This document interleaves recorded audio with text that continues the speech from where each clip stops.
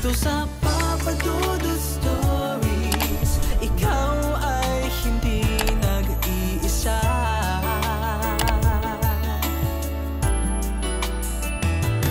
Dito sa Papa Dudut Stories, may nagmamahal sa'yo. Marami na akong napakinggang kwento sa inyong channel na kwentong kababalaghan. May mga kwento akong pinapaniwalaan pero meron din na hindi naman.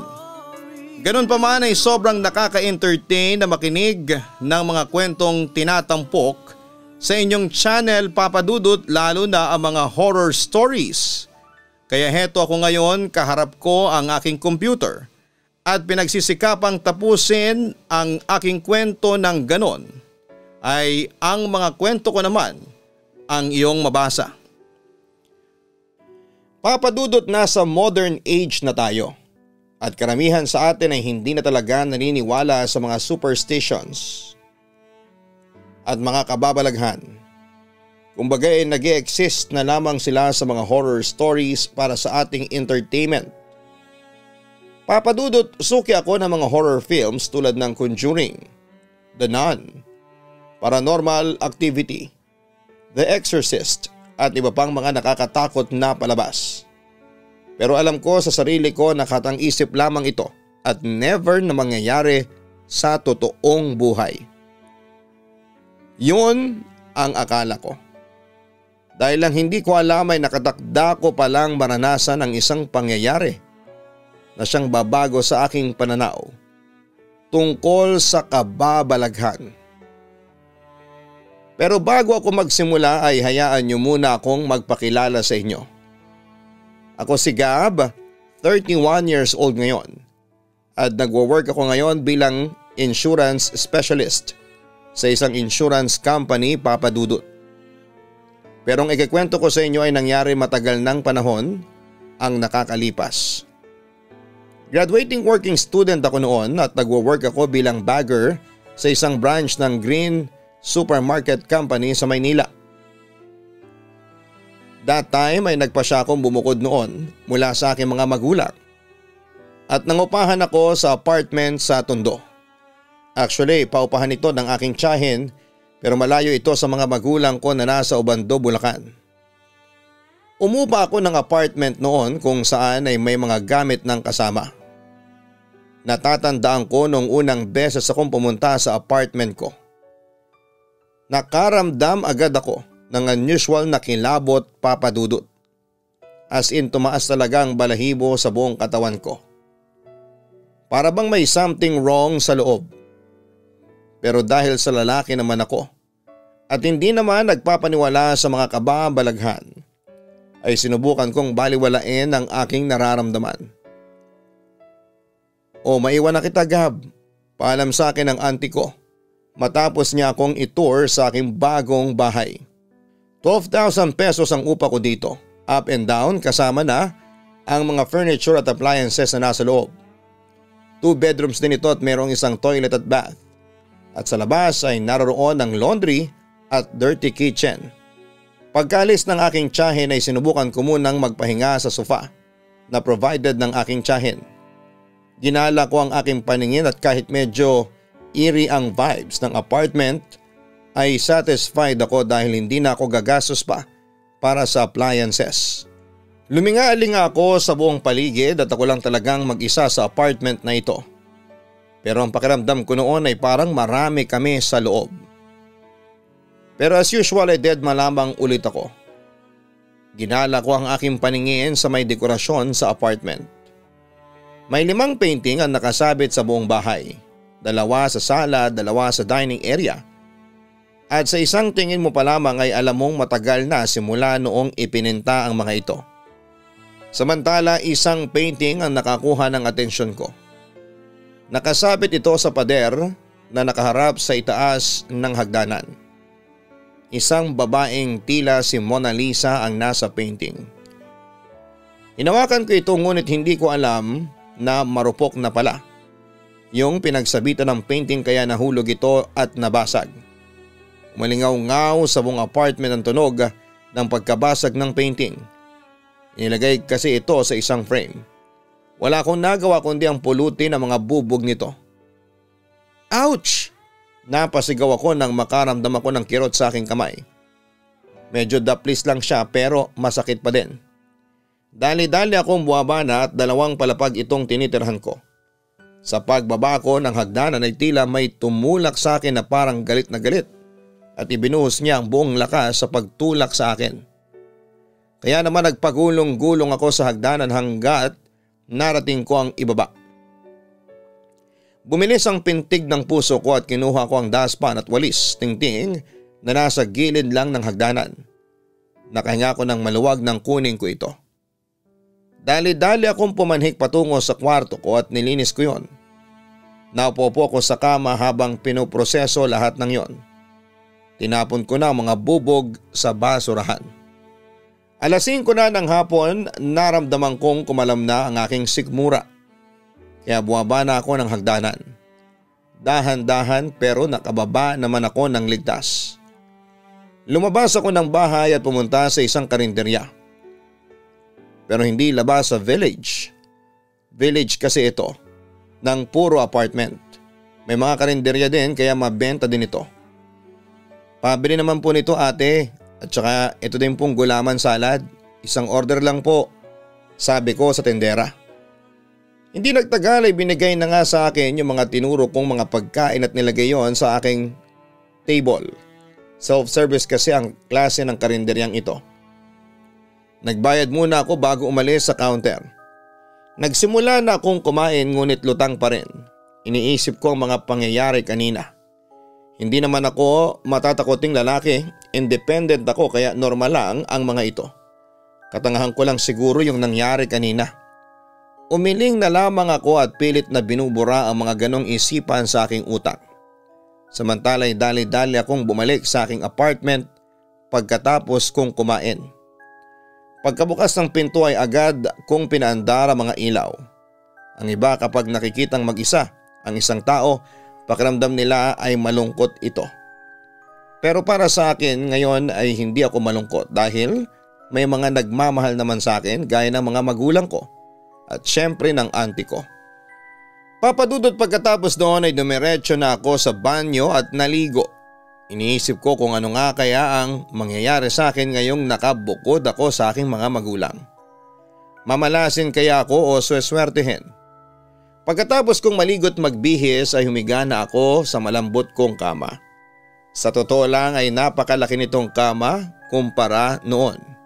Parang nasa master's bedroom akong nakahiga at hindi ko na namalayan na nakatulog na pala ako.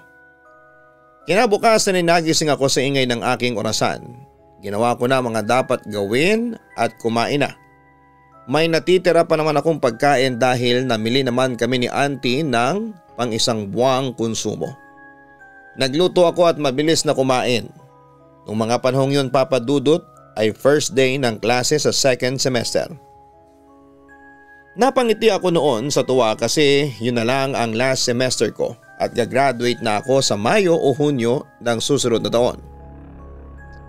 Ang pinakaunang klase ko ay 7:00 ng umaga kaya 5:00 pa lamang ng umaga ay umalis na ako ng bahay para bumiyahe papunta sa school.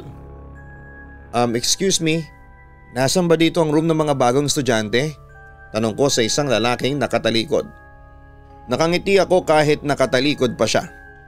Pagharap niya sa akin ay napawi agad ang ngiti ko. Ang lalaking ito ay ang lalaking naging bahagi ng buhay pag-ibig ko sa mahabang panahon papadudot.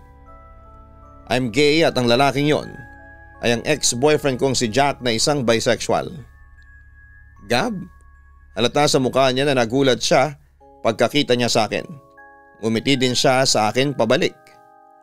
Umalis ako nang hindi umiimik at walang pag-aalinlangan pero agad niyang hinawakan ang kamay ko. Gab, anong room ka ba? Tanong niya sa akin. Tumitig lamang ako sa kanya at nagtaas ng kilay. Look, if this, nagaling lang ang wika niya sa akin pero pinutol ko ang kanyang sasabihin. Kinalimutan ko na yon. Sige, mauna na ako. Sagot ko kaagad sa kanya. Wait, anong room ka ba? Tanong ulit niya sa akin. Sinabi ko sa kanya ang room ko at doon niya ako Hinatid Papa Dudut. Financial management ang kurso ko samantalang engineering naman ang sa kanya. Simula nung paghiwalay namin ay ngayon lamang ulit kami nagkita Papa Dudut. Sabay kaming pumasok sa classroom dahil kasama din pala siya sa subject na pinapasukan ko. Papa Dudut, naging maayos naman ang daloy ng aking first day ng second semester. Wala pa akong nagiging friends dahil bukod sa introvert ako ay aapat lang ang financial management na students noon sa school namin. At irregular pa kami. Kaya madalas ay nagsosolo ako sa classroom. Natatawa nga ako sa aking sarili dahil sa lahat ng bakla sa mundo, isa yata ako sa mga pinaka-boring. Tanging si Jack lang talaga ang kilala ko sa klaseng yon. Kaya no choice ako kundi ang kausapin ng ex ko. Pero sandali lang yon dahil buong klase kaming walang imikan. Samantala pagkatapos ng klase Papa Dudut ay nagmamadali akong umalis para hindi ko na maabutan pa ang ex-boyfriend ko. Pauwi na ako ngunit kinakailangan kong dumaan muna sa CR kaya pumasok muna ako sa loob. Napili ko noon ang isang cubicle sa gitna at sinarado ang main door. Madali naman akong nakatapos pero Papa Dudut nang lalabas na ako ay nahirapan na akong buksan ang main door. Napamura na ako sa takot nang isa-isang sumarado ang lahat ng pinto sa cubicle. Napalingon din ako sa faucet na nakahilera. Bigla silang isa-isang umandar. Malaking butil ng pawis ang tumulo mula sa aking noo. Pinahirang ko ito gamit ang aking kamay at nanginginig ang katawan ko sa aking nasaksihan. Akala ko ay sa mga palabas ko lamang ito makikita. Dali-dali akong pumunta sa lababo para isarado ang mga gripo pero kahit isanarado ko na ito ay patuloy pa ring umaagos. Nakita ko ang sarili kong refleksyon at ang isang babaeng nakaitim sa aking gilid. Nakakuyom ang kanyang kamay at nakasalubong ang kilay habang tinitignan ako. Nakita ko ang kanyang mapupulang mata na tila mala-demonyo. Napalunok ako sa nakita ko at papalapit na siya sa akin. Agad kong kinalampag ang pintuan habang naglalakad siya patungo sa akin. Tulungan niyo ako, may tao po dito, sigaw ko. Tininan ko ang doorknob at hindi naman nakalak. Imposible din kinandado ito kasi CR ito at ginagamit sa pang-araw-araw. Sinipa ko ang pintuan at agad itong bumukas. Namilipit ako sa sakit sa aking paa pero pinagwalang bahala ko ito Papa Dudut. Daladala ko pa itong aking bag at mabilis akong tumakbo.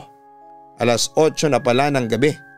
Nadadaanan ko ang mga classroom pero napatigil ako nang biglang na-disarrange ang mga silya.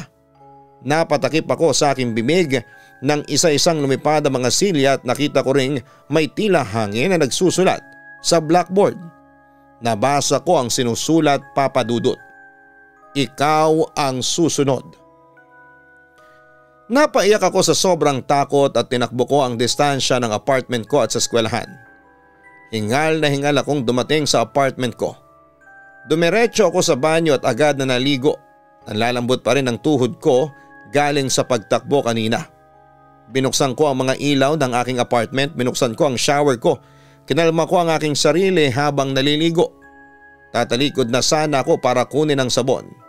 Ay saktong-saktong nasa harapan ko na ang babae kanina. Ngumiti siya sa akin ng mala-demonyo. Nakita ko din ang sira-sira niyang ngipin na tila ba minartilyo. Napasigaw ako sa takot at natataranta akong lumabas ng banyo. Nang makita ko ang tuwalyang dapat sana'y gagamitin ko pagkatapos kong maligo ay agad kong kinuha ito at dali-dali ko itong tinapis sa aking katawan. Pagkatapos ay tumungo ako sa aking kwarto at doon nagbihis ng damit. Tapos nag-impake. Tila hihimatayin na ako sa takot na mga oras na yon. Palabas na sana ako ng aking kwarto nang biglang nawala ang kuryente sa buong bahay. Dinala ko na ang mga bagahe ko at ayaw ko na rito. Mamamatay na ako sa sobrang takot. Buwaba ako ng hagdanan dahan-dahan. Nang makababa ako ay sinubukan kong buksan ang main door pero hindi ko ito mabuksan. Sinubukan kong kalampagin ang main door hanggang sa nagulat na lamang ako nang biglang gumalaw ang doorknob. Dahan-dahang bumukas ang main door at sa labas ng pintuan ay isang figura ang aking nakita. Nakatayo at nakaharang sa aking daraanan palabas. ang babaeng nakaitim. Napatras ako nang pumasok ang babaeng espiritu o kung anumang nilalang na yon, hanggang sa napatingin ako sa ilalim ng hagdanan. Napukaw nito ang atensyon ko at agad kong kinuha yon para tignan. Napahawak ako sa bibig ko nang makita ko kung ano ang aking nakuha. Ang painting na nabasag ko ang frame, pero ang ipinagtataka ko ay bakit buo na ulit ang frame at ang salamin na cover nito. Lumapit naman ang nakakatakot na figura sa akin at doon ay naikumpara ko ito sa babaeng nasa painting. Magkapareho nga sila. Ang pinagkaiba nga lang ay mala Mona Lisa na painting na yon ay dating malungkot, pero ngayon ay nakangiti na ang babae. Hindi ito maaari na ibulalas ko sa aking sarili. Nakarinig ako ng tawa, nakakakilabot na tawa. "Lubayan mo na ako please," iyak ko at pagkatapos ay sinubukan kong humingi ng tulong sa mga kapitbahay. Tulungan niyo ako!" Buong lakas sa sigaw ko habang umiiyak. Pero hindi naglaon ay sumuko na lamang ako dahil alam kong wala ring makakarinig sa akin. Para saan pa ba ang kapitbahay kong apartment na may tao? Binuhat ko ang silya at itinutok yon sa babaeng figura. Pero biglang nanigas ang aking katawan kasabay ng paglapit niya sa akin. At nang malapitan na niya ako ay agad niya akong sinakal. Nagpupumiglas ako noon, Papa Dudut. Pero malakas masyado ang babaeng nasa painting hanggang sa bigla kong naisip ang pangalan ng Diyos. "Lord Jesus Christ, please tulungan mo ako," dasal ko noon.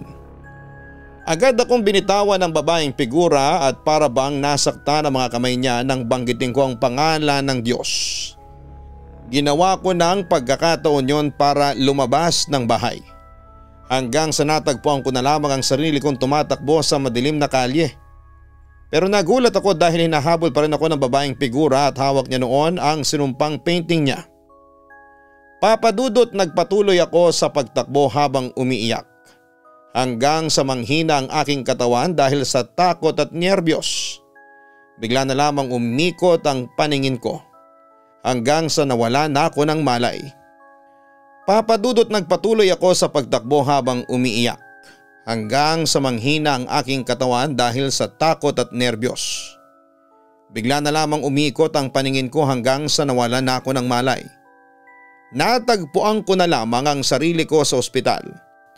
Naroon sina auntie at ang mga magulang ko at nag-aalala sa akin. Tinanong nila ako kung ano ba ang nangyari sa akin at yon ang ikinuwento ko sa kanila. Ikinuwento ko ang lahat. Samantala ayon sa aking tiyahin, ang tinutukoy kong painting ng babaeng mala Mona Lisa ay walang iba kundi ang ninuno namin na ang pangalan ay Josefa. Isa itong matapobreng tao na may-ari ng pinakamalaking lupa noon sa barangay namin. Pero pagkatapos siyang hiwalayan ng kanyang asawa ay nabaliw si Josefa at dahil nga sa wala na siya sa katinuan ay pinuntahan niya ang kanyang asawa sa bahay ng kabit nito. At doon ay isang karumal-dumal na pangyayari ang naganap. Pinatay ni Josefa ang kanyang asawa at ang kanyang kabit na babae.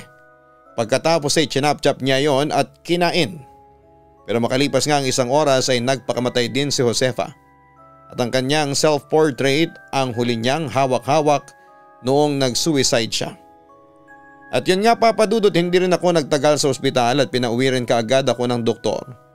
Pagdating sa bahay ay kinuha ni Papa ang naturang self-portrait ni Josefa at sinunog yun, Papa Dudut. Nakaramdam kami ng kilabot nang makarinig kami ng panaghoy na para bang nanggagaling sa impyerno mula sa sinusunog na portrait. Nang masunog na nga ang painting ni Josefa ay naging tahimik na ang buhay ko. Naging maliwalas na ang paligid at wala na yung eerie vibes nito.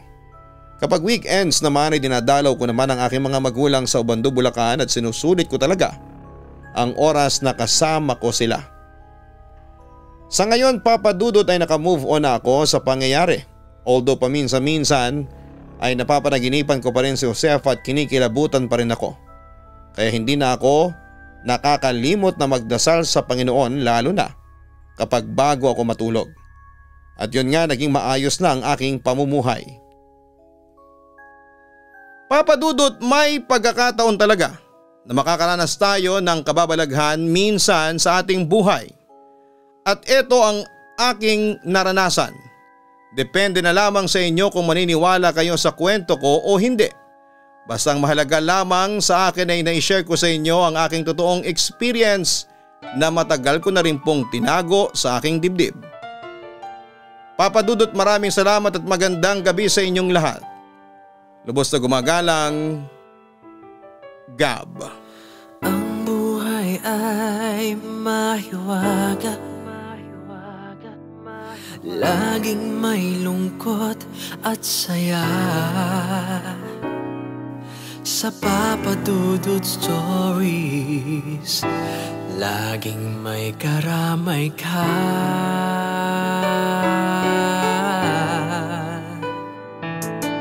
Mga problemang kay bigat, dito ay pakikinggan ka. Sa Papa Dudut Stories, kami ay iyong kasama. Dito sa Papa Dudut Stories, ikaw ay hindi nag-iisa.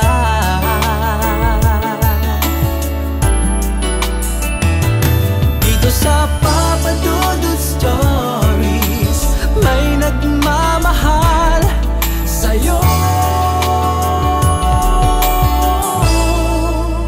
Papa Dudut Stories,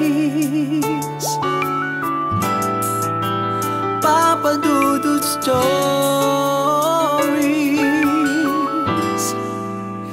Papa Dudut Stories.